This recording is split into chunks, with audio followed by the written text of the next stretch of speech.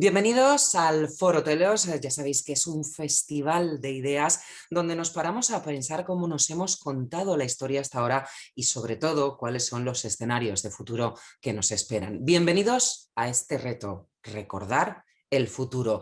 Y yo creo que no hay mejor invitado para hablar de todos estos asuntos que Niall Ferguson. No solo es historiador, es el historiador británico más brillante de nuestros tiempos. Es profesor de Harvard y además de la Hoover Institution de la Universidad de Stanford. Autor de 16 ensayos que arrojan luz sobre nuestro pasado para iluminar nuestro futuro. Niall Ferguson tiene realmente un don: explorar asuntos complejos, dar luz al pasado para iluminar lo que nos viene por delante. Y además esto lo hace de una manera sumamente atractiva, de forma que nos tiene totalmente pegados a las páginas de sus libros. Su última obra se titula en castellano Desastre y es una historia de las catástrofes que nos han golpeado para explicar no solo la pandemia, sino los retos que tenemos por delante.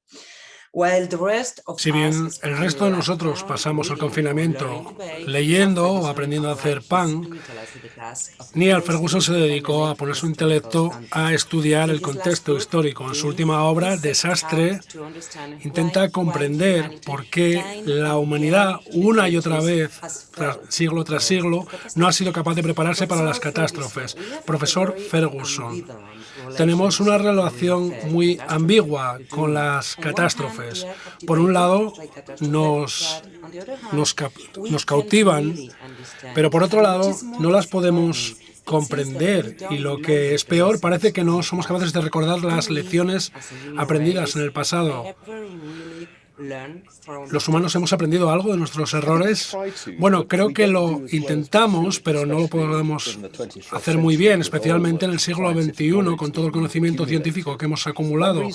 Una razón por la que quería escribir este libro no era solo para poner en perspectiva la pandemia, sino para hacer una historia general de las catástrofes, para poder pensar de esta característica recurrente e impredecible de la vida humana y ver por qué no podemos aprender las lecciones del pasado. Es porque tenemos una relación ambigua, como tú dices, con el desastre. Por un lado, nos fascina la idea del fin del mundo.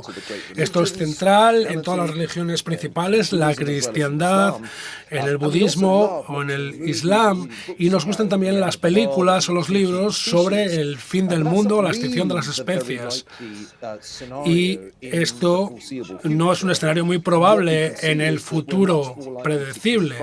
Pero sí, lo que sí que parece que va a pasar es que vamos a tener que enfrentarnos a desastres de tamaño medio que pueden matar algunos millones de nosotros, pero unos pocos millones no es tanto. 0,06% de la humanidad, como mucho, son los que han caído con el COVID. Un 2% como mucho. Bueno, sí, esto es trágico porque se acaba la vida, pero esto no es el fin del mundo y no es la extinción de las especies. Entonces, yo creo que estamos entre la fascinación por el desastre, en el sentido más amplio, la fascinación con el fin del mundo y también la incapacidad para prepararnos para los desastres de tamaño medio o pequeño y que no son predecibles. Nos encantaría poder predecirlos, tenemos modelos para intentar predecirlos, pero la verdad es que los desastres no son predecibles. Vienen en intervalos regulares, en diferentes tamaños, y eso es un problema principal. Nos gustaría que Cassandra nos dijera cuándo va a haber un desastre. Siempre estamos buscando una Cassandra que nos prediga los desastres, pero esto no funciona. Entonces tenemos que aceptar que el siguiente desastre va a ser impredecible y nos va a coger por sorpresa. Como explicas en Desastre,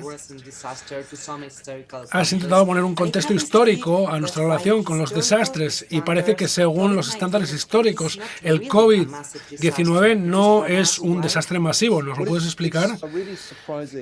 Bueno, me doy cuenta de que esto es una declaración que sorprende y que llama la atención a quien la oiga, pero es que no está entre las 20 catástrofes más importantes en la historia humana. Si lo comparamos con otras pandemias, incluso si aceptamos el estimado de muertes totales, que es más de 19 millones, que esto es 4 veces mayor de lo que solemos oír en las noticias, que se habla de 5 millones. Y si aceptamos esta estimación más alta, esto en relación con la población del mundo es una décima parte de los muertos que causó lo que se llamó la gripe española, que no es que fuera española, sino lo que pasa es que solo se habló de ella en España, en los medios españoles. Y aquello fue una pandemia muy desastrosa que mató casi al 2%, no al 0,2%, al 2%. La peste negra, que fue la mayor pandemia de la historia, mató casi un tercio de todos los humanos que estaban vivos en el territorio de Europa y Asia. Entonces, si lo comparamos con las pandemias del pasado, se puede decir que es una pandemia de tamaño medio, comparando con las del siglo XVII, o como la influencia antigua, la gripe antigua, o la gripe rusa del siglo XX, y nadie recuerda estos casos, estos eventos, y a la gente se le dices, hubo estas pandemias en aquellos momentos, nadie se va a acordar. Y sin embargo vemos esto como un gran desastre, y eso es por sus consecuencias económicas, sociales y culturales, que son mucho más grandes que el desastre de salud pública. Y como yo digo, un desastre, esto es algo crítico. No es tan importante el número de muertos para lo que distingue a este desastre, sino las consecuencias que ha causado. Si el COVID-19 no fuera la más grande y no estuviéramos preparados, yo no sé qué podemos esperar para el futuro. ¿Estamos sentenciados? Bueno, sí que estamos en problemas si siguen llegando virus contagiosos y mortales, o si una cepa de plaga bubónica, que no es viral, desarrollar su tolerancia a los antibióticos. Esto sería mucho más problemático que el COVID-19. Y esto es lo primero que hay que señalar. Lo segundo es que no estamos sentenciados, no estamos condenados si aprendemos las lecciones de lo que ha aprendido. Porque recuerda, la mayor parte de los países occidentales, en Europa, en América del Norte, es decir, México, Estados Unidos y Canadá, no les ha ido bien en esta pandemia, pero no todos los países. Hay países por el mundo que no tuvieron casi mortalidad, un exceso de mortalidad. El año pasado y este año, por ejemplo, Corea del Sur, Taiwán o en Europa, Noruega, había una variabilidad muy significativa entre unos países que apenas tenían mortalidad y otros países que tenían un exceso de mortalidad muy elevado. Entonces podemos saber que hay maneras de enfrentarse a esta pandemia que funcionan, y la mayor parte de los países occidentales no las han utilizado. Por ejemplo, casi no hay países occidentales que hicieran las pruebas, los testeos desde el principio, y esto significa, por ejemplo, al principio en los Estados Unidos, donde yo vivo, nadie sabía quién podía estar infectado, y esto fue un error. Este error no lo hicieron en Taiwán y en Corea del Sur. En esos países también desarrollaron sistemas de rastreo de contactos. Corea del Sur lo hizo muy bien. A nosotros nos llevó mucho tiempo para poder hacer esto en Europa y en los Estados Unidos, o en los Estados Unidos ni se hizo. Y luego lo hicimos muy mal en los países occidentales a la hora de proteger a los vulnerables. Una proporción muy alta de las muertes de 2020 fueron en residencias geriátricas, y esto fue un error que se podía haber evitado. Y cuando pensamos en 2020 y 2021, los muertos producidos por el COVID han sido mucho más de los que deberían haber sido. Lo podríamos haber hecho mucho mejor, y esto a mí lo que me dice es que si aprendemos las lecciones de esta pandemia, podemos hacer las cosas mejor en las siguientes. Esto es lo principal, y esto es la razón por la que yo he escrito el libro. No esperé a que se acabara la pandemia pandemia, porque creo que no podemos esperar. Tenemos que intentar averiguar desde el primer momento qué es lo que hicimos mal, y algo que es muy importante es no sacar conclusiones incorrectas sobre qué es lo que ha ido mal, pues esto va a pasar otra vez y puede ser peor la siguiente vez.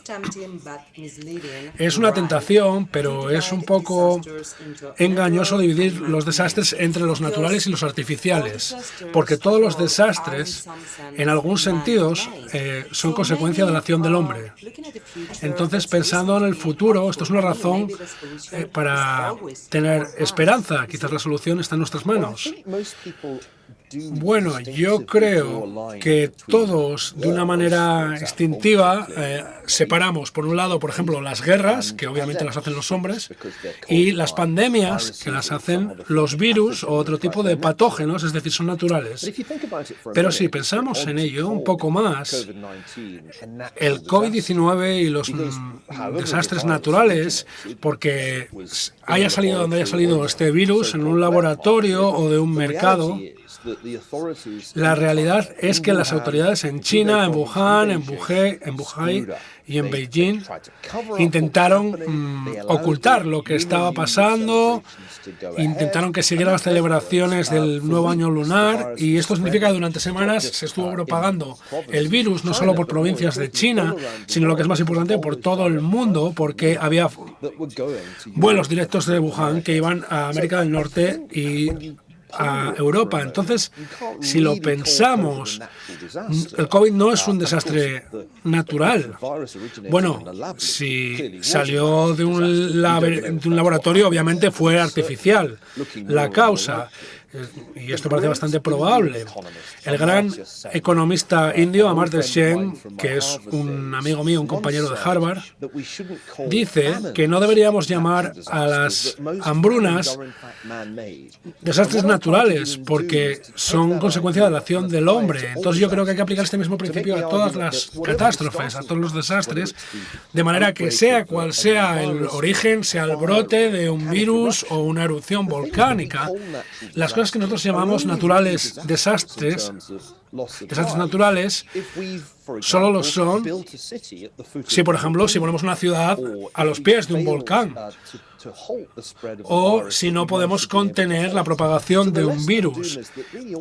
Entonces, la mayor parte de los desastres tienen un origen artificial hasta cierto punto. Por ejemplo, el Titanic pegó con un iceberg, chocó con un iceberg, y ese iceberg no era artificial. Pero el problema puede venir del diseño del barco o de cómo el capitán iba gobernando ese barco. Entonces, yo creo que tenemos que ver todos los desastres como hasta cierto punto artificiales, y que se pueden evitar o que se pueden gestionar mejor. Por ejemplo, si un volcán tiene una erupción y tenemos una ciudad debajo del volcán, esto va a ser mucho más un desastre comparado con si ese volcán está en una isla donde no vive nadie.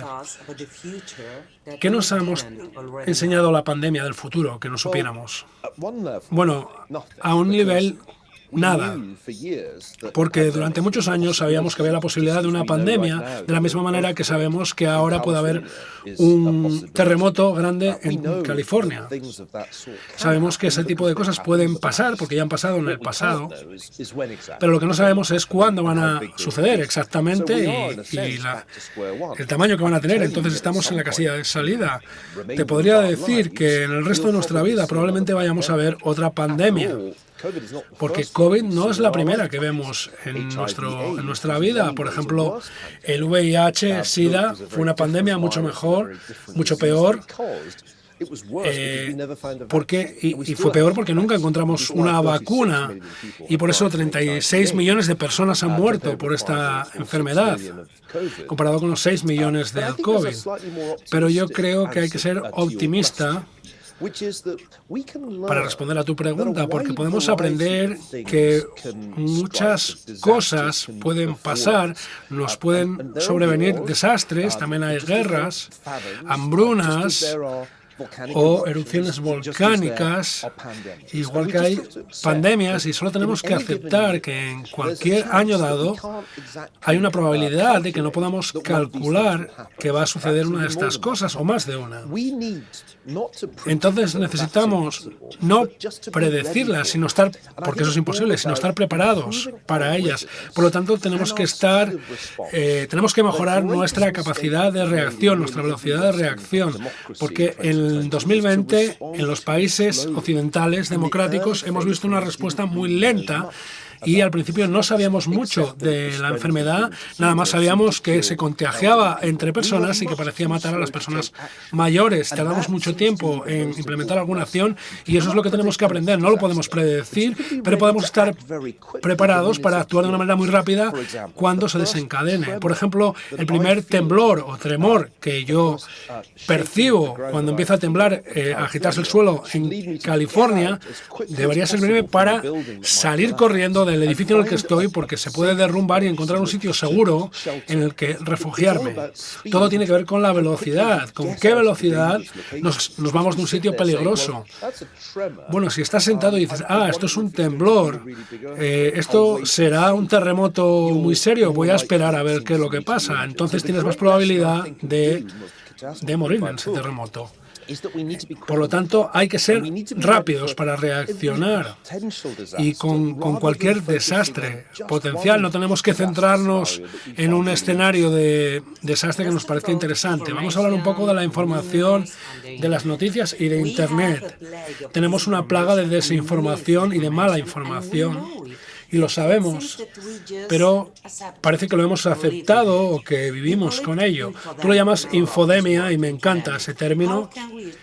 ¿Cómo podemos conseguir la inmunidad contra esta infodemia? Bueno, no hay una vacuna contra la desinformación o la mala información, aparte de la verdad. Entonces, la pregunta es, ¿cómo conseguimos meter la verdad en la mente de las personas? Es cómo conseguimos llevar la vacuna al brazo de una persona. Lo primero es que lo acepten. Algo que hemos visto muchas veces en el pasado, cuando hay plagas, suele haber infodemias. Aparecen ideas muy locas que se propagan más rápido que cualquier virus. Y normalmente en las crisis las personas están más preparadas a creer locuras. Esto no es nuevo. Puedes ver en 1340 en Europa, cuando la plaga, la peste negra, se creían que si se daban, que si corrían y se iban fustigando, podían escapar de la peste, porque pensaban que era un castigo divino esa peste por los pecados de los humanos. Pero esto en realidad no servía para mejorar la resistencia a la plaga bubónica. En nuestro tiempo esto ha cambiado un poco. Sigue habiendo locuras que circulan, ideas locas que circulan, como por ejemplo que se puede combatir este virus en concreto con lejía, o la idea de que tenía algo que ver con la transmisión de los teléfonos móviles, podía pasar el contagio. Es decir, o que una vacuna te metía un microchip en la sangre de manera que el gobierno te podía controlar. Todas estas locuras salieron a la luz. Pero el problema es que hoy tenemos algo que propaga estas ideas de una manera muy efectiva y se llama Internet. O las plataformas, para ser más precisos, como Facebook o Google, son las que dominan Internet, y yo no tengo ninguna duda de que la manera en la que operan estas plataformas y estas redes, que propagan muy rápido estas teorías de la conspiración, no solo en los Estados Unidos, sino que han creado una mentalidad antivacunas que ya existía antes, pero que se volvió mucho más fuerte durante los últimos 18 meses. Entonces no tenemos una buena solución para este problema a día de hoy. ¿Por qué? Creemos en la libertad de información y no creemos en la censura. Pero yo creo que se podría actuar razonablemente para reducir el daño que hacen, por ejemplo, los grupos de Facebook que promueven la propaganda antivacunas, no censurándolos, sino asegurándonos de que no reciben ayudas. Y parte del problema es que, por ejemplo, el algoritmo de Facebook tiende a promover las visiones extremistas porque son interesantes para el público y esto es una manera de vender publicidad que es como gana dinero Facebook. Entonces hay un problema, es que hay un incentivo para promover la infodemia y esto es muy perjudicial para la salud pública. Si pudiéramos denunciar a una compañía como Facebook por los daños que vienen de la propaganda antivacunas, pero lo que pasa es que con la legislación que tenemos es imposible demandarlos. Por eso, incluso si han muerto 100.000 personas porque se les convenció para que no se vacunaran este año. Nos has dicho que la innovación tecnológica nos ha hecho invulnerables. No nos ha hecho invulnerables, sino que nos va a hacer más vulnerables. ¿Nos lo explicas? Bueno, yo creo que las antiguas formas de desastre que siguen existiendo, la guerra, la enfermedad, se han hecho más fuertes con nuevas formas de desastre que son posibles gracias a la tecnología. El ejemplo más obvio son las armas nucleares desarrolladas en los años 40, que existen a una escala que si hubiera una guerra nuclear se causaría una destrucción ingente mucho mayor que la de cualquier guerra anterior, pero esto es simplemente un ejemplo. Está claro que ahora hacemos muchos más viajes internacionales y los hace mucha más gente de lo que era posible antes y por eso se propagó tan rápido el COVID-19 por todo el mundo. Porque el mundo nunca había estado tan integrado en términos de pasajeros internacionales como estaba en 2019. Un tercer ejemplo es que en la pandemia dependíamos de Internet más que nunca. Las conversaciones como las que tenemos ahora se volvieron rutina y algo cotidiano. Y todos teníamos reuniones en Zoom o en Teams todos los días, pero en un ataque cibernético que destruyera o que echara abajo Internet, íbamos a perder nuestra capacidad de comunicarnos. Imagínate si te despiertas y no hay Internet. Esto ya lo hemos visto alguna vez, 2 o 3 veces en nuestra vida, porque se ha estropeado un servidor. Pero imagínate que no funciona Internet y tampoco los móviles. Es una nueva forma de desastre que pone de manifiesto la vulnerabilidad de nuestra sociedad basada en la ciencia y en la tecnología. Entonces tenemos que entender que todos los desastres ahora son fortalecidos por nuevas formas de desastre de las que no nos teníamos que preocupar antes en la historia humana. Ahora la tecnología da soluciones para todos los problemas y un buen ejemplo es que hemos encontrado vacunas para el COVID bastante rápido y con una eficacia muy alta en el caso de las vacunas producidas por Pfizer, Moderna y AstraZeneca. Entonces no tenemos que ser anticiencia.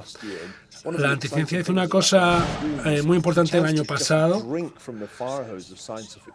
Por ejemplo, vimos que cada vez se escribían más artículos sobre diferentes aspectos de la crisis y creo que los científicos lo han hecho muy bien en 2020. Así que no quiero ser negativo, pero creo que hay que reconocer es que los científicos también crean nuevas posibilidades para el desastre. Y si volvemos a la hipótesis, es que si es verdad que esto viene de un laboratorio que estaba estudiando los virus de corona, que hacían algunos experimentos. Esto nos da un ejemplo de cómo la ciencia puede llevar al desastre. Entonces, a día de hoy, la civilización es más frágil como resultado de su complejidad. Pero si la complejidad no es reversible, ¿qué podemos hacer para ser más resilientes en el futuro? Bueno, muy buena pregunta. Yo creo que en el mundo moderno, con la economía global, tenemos todos sistemas complejos que no comprendemos muy bien, porque la complejidad es difícil de comprender. Pero si vemos, por ejemplo, la investigación que han hecho en el Santa Fe Institute sobre la complejidad, hay algunos puntos muy importantes. Algunas redes, algunos sistemas complejos son más vulnerables que otros. Por ejemplo, el sistema financiero internacional en 2008 era una red muy compleja y el fallo de un solo nodo de esa red, que era Lehman Brothers, causó el colapso de todo el sistema financiero a nivel global. Y yo creo que la lección que tenemos que sacar de esa crisis financiera es que tenemos que tener un sistema financiero que no se puede ir al garete por por unas prácticas de inversión incorrectas en un solo sitio. Es decir, tenemos que introducir cortafuegos, interruptores del circuito. Por ejemplo, en el caso de una pandemia, cuando sabemos que hay un patógeno nuevo en una ciudad X, hay que aislar a esa ciudad del tráfico internacional hasta que comprendamos mejor cómo es ese patógeno. Eso es lo que se tendría que haber hecho en enero de 2020. Tenemos que haber aislado Wuhan, pero esto no lo tendría que haber hecho las autoridades chinas, sino que la Organización Mundial de la Salud tendría que haber dicho: tenemos razones para que esto nos preocupe y os vamos a aislar. Y si no tienes el poder de hacerlo, entonces necesitamos interruptores del circuito, porque sabemos que en los sistemas complejos pequeños, por ejemplo, en un edificio de varios pisos, si hay un incendio, hay diferentes sistemas para que no se propague, porque si no puede ser un desastre ese incendio a mayores escala. Cuando empieza el desastre está localizado por definición. Entonces tenemos que utilizar interruptores del circuito para evitar que se propague. Los peores desastres se caracterizan por el contagio, sea un virus o una idea loca. Entonces lo que tenemos que hacer es que en nuestros sistemas haya interruptores del circuito o cortafuegos, de manera que cuando hay un desastre lo podemos contener. Y esto es lo que funcionaría en la mayoría de los sistemas. Como has explicado, la vulnerabilidad no suele estar donde nosotros esperamos que esté. Entonces, ¿cómo podemos encontrar esos puntos débiles si son casi invisibles?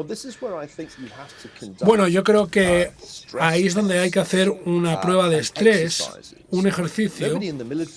Nadie en el ejército le llama la atención que tienes que hacer pruebas de tus defensas, tienes que hacer simulacros, ejercicios, prácticas, pero esto no lo hacemos en la vida civil a día de hoy. Cuando yo iba al colegio en Glasgow, teníamos simulacros de incendios, sonaba la sirena, teníamos que salir al patio, que normalmente estaba lloviendo, y nos teníamos que quedar allí esperando a que nos volvieran a dejar entrar. Pero no puedo recordar la última vez que he visto un simulacro de este tipo en la Universidad de Stanford, y llevo 5 años aquí.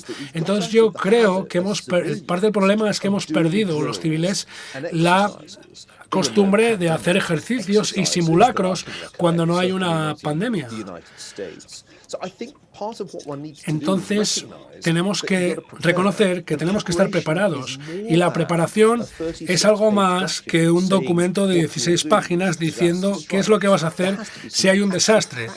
Tiene que haber prácticas reales, o si no, tu respuesta no va a estar ensayada, no va a estar entrenada y por lo tanto no va a ser efectiva. Así que podríamos copiar del mundo militar la manera en la que ellos se preparan para la siguiente guerra. Tenemos que estar preparados para el siguiente desastre de la misma manera, haciendo simulacro y teniendo claro cuál va a ser el plan de contingencia. Por ejemplo, si hay un terremoto en California, no es el momento de ir a Google y hacer una publicación de que hay un terremoto. Tenemos que salir corriendo.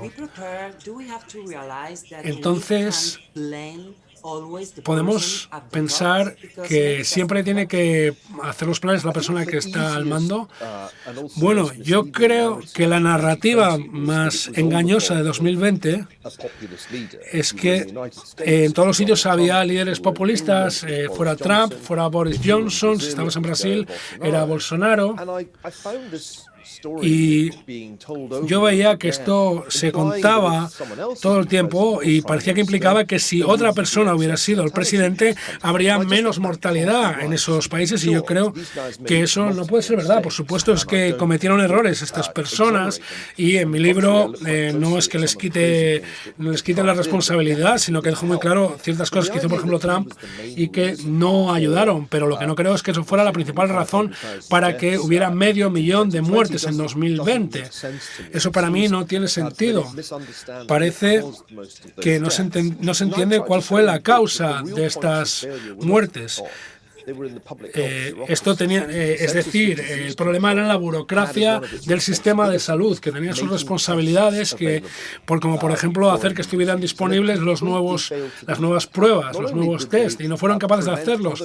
Es decir, no solo evitaban que otras instituciones pudieran producir las pruebas, sino que produjeron sus propias pruebas y luego no funcionaban. Y bueno, como esto veíamos muchos ejemplos de errores y de incompetencia.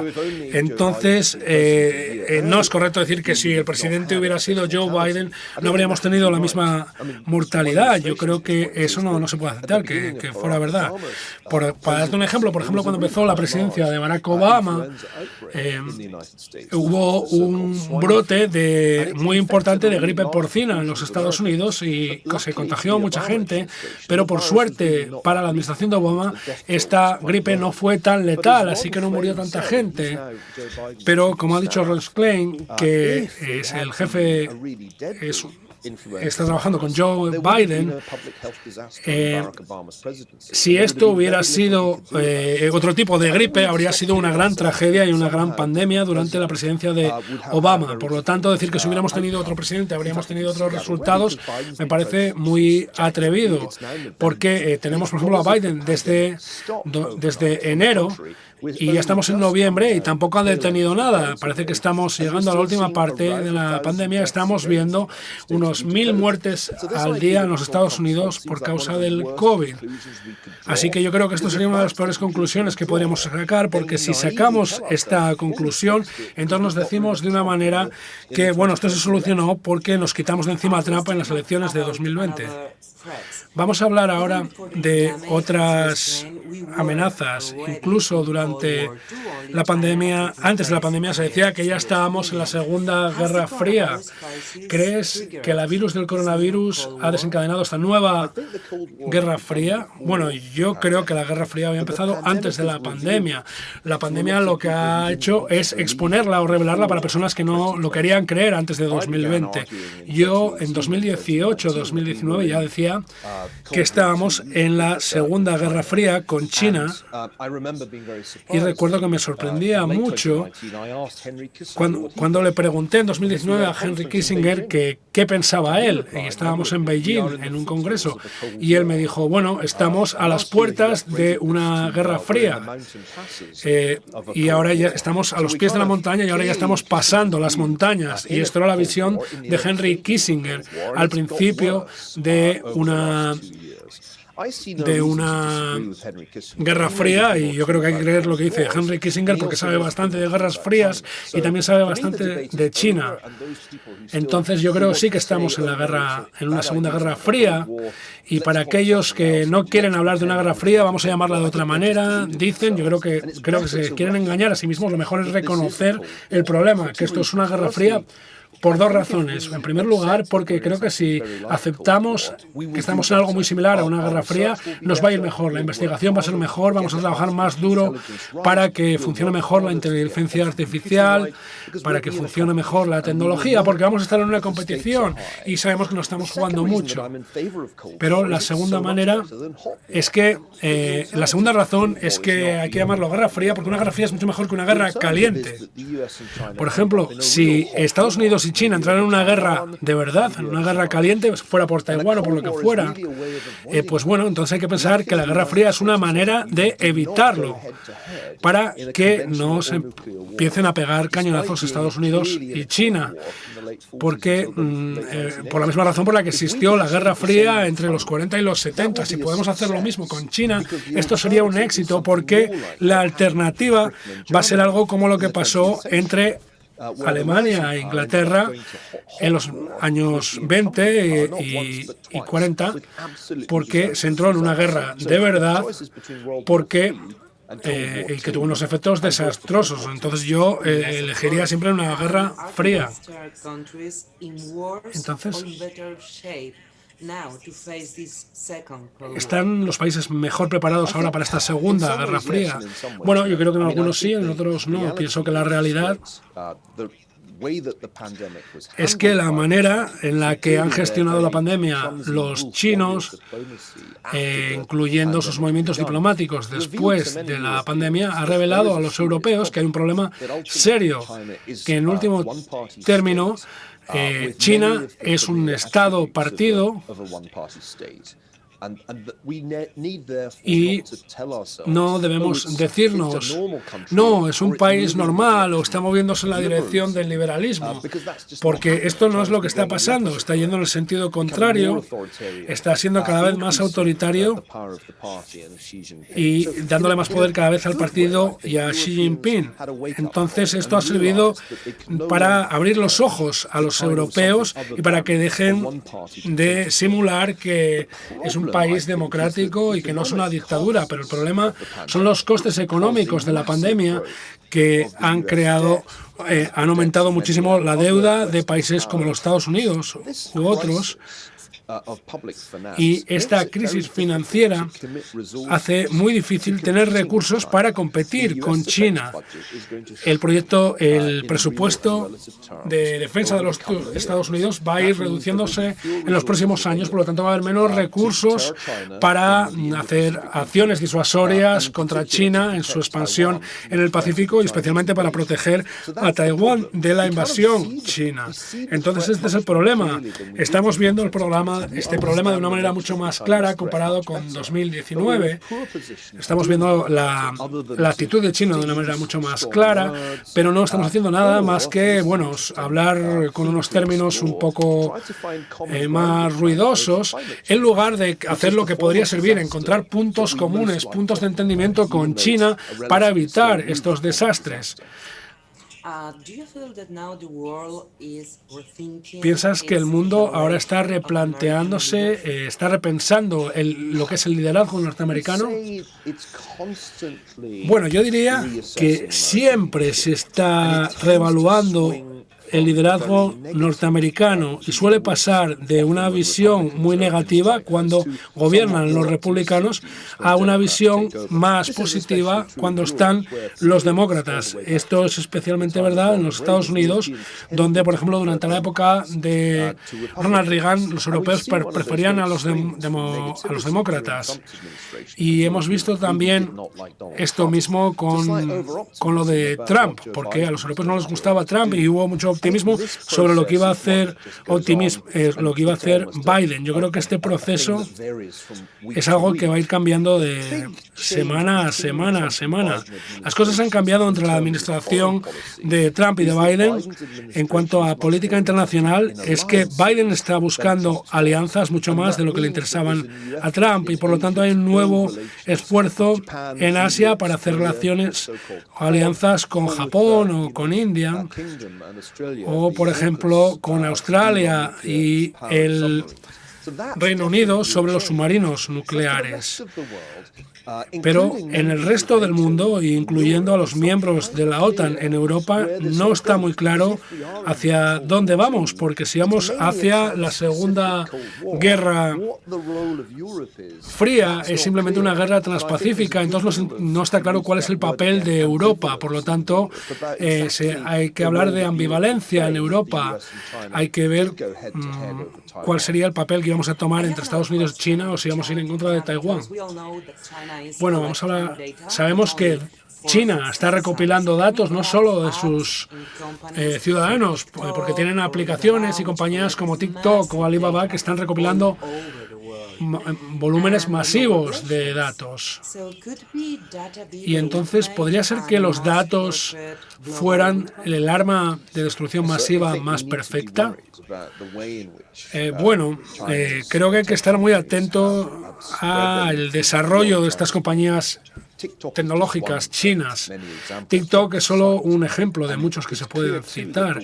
Y está claro también que la manera en la que China regula a las compañías de Internet le da al Partido Comunista acceso a los datos de los usuarios. no solo a los de los ciudadanos chinos. Por otro lado, el Partido Comunista Chino está como enfrentado con las compañías tecnológicas. Por ejemplo, se ha enfrentado a Jack Ma y también al plan que tenía Alibaba para implantar su sistema financiero en el resto del mundo, y se ha detenido ese plan. Yo creo que si van a ir adelante, van a tener, tienen muy claro que quieren dominar los pagos electrónicos, o esto es lo que tenían claro, pero sin embargo no se ha llevado adelante este plan. Entonces, para mí el problema sigue sin estar resuelto. Yo creo que la mayoría de nosotros entendemos el problema con una aplicación china como WeChat. Sabemos que todo lo que decimos ahí es accesible para el Partido Comunista Chino. Pero ¿cuál es la alternativa? La alternativa es WhatsApp. Todo lo que digamos en WhatsApp es potencialmente accesible para Mark Zuckerberg y por lo tanto también para la Agencia de Seguridad Nacional. Por lo tanto, no hay un control sobre esto ni en China ni fuera de China. Entonces, hasta que encontramos una solución para esto en Occidente, para la manera de utilizar Internet y para que podamos proteger los datos personales, no podemos hacer nada. No podemos señalar a China y decir, bueno, mira las cosas que está haciendo China con los datos en China, porque ellos dirán, mira tú lo que están haciendo con los datos en los Estados Unidos. Entonces tenemos que solucionar este problema en Occidente antes de criticar a China. Profesor Ferguson, ¿están las sociedades ahora mejor preparadas para gestionar ciertos desastres y para enfrentarse al futuro? Bueno, yo creo que hay unos cambios muy significativos, unas diferencias, pero no hay que decir las dictaduras lo van a hacer mejor que las democracias. Yo creo que hay mucha confusión sobre esto. Por supuesto, los chinos han sido capaces de detener el virus antes de que se extendiera al resto de su país, comparado con lo que se ha hecho en otros países del mundo, pero yo creo que no es algo que tenemos que copiar lo que hizo China, porque lo hizo fue un confinamiento draconiano y unas medidas durísimas, y siguen de la misma manera. Están viviendo ahora en un estado de confinamiento y ahora mismo es casi imposible viajar en China, y esto va a seguir así al menos hasta el final del año que viene. Entonces, muchos estados lo han hecho muy mal. Por ejemplo, Rusia lo sigue haciendo muy mal. Irán también lo hizo muy mal al principio, y luego algunas democracias fueron ejemplares, como por ejemplo Corea del Sur o Taiwán. Han sido los mejores, y también las vacunas se han producido en democracias, porque parece que la eficacia de las vacunas chinas es muy baja. Yo creo que los países que están mejor preparados para el futuro son los que han comprendido cómo puede ayudar la tecnología a que una sociedad responda de una manera más rápida y más efectiva a cualquier forma de desastre. Todos los países de Europa deberían enviar una delegación a Taipei para que trabajen con Owi Tang, el ministro de Sanidad de aquel país, para ver cómo lo hizo él, porque pueden aprender muchísimo. Y sin embargo, no se está haciendo esto, no están yendo allí, se sigue ignorando a Taiwán, y algunos países hacen como si no existiera simplemente porque no quieren meterse en problemas con Beijing. Pero yo creo que de esta manera podríamos aprender mucho de qué es lo que puede hacer la tecnología para que los ciudadanos se fíen más del gobierno. Hay otros ejemplos también muy buenos, por ejemplo, Estonia. Pero el resto de democracias occidentales siguen trabajando con un sistema burocrático que se desarrolló a mediados de siglo y ha hecho que sean muy inefectivos a la hora de implementar respuestas rápidas, sean de sanidad o de otro tipo. Y entonces, si hablamos del futuro, ¿podemos hablar del futuro o deberíamos hablar de múltiples futuros?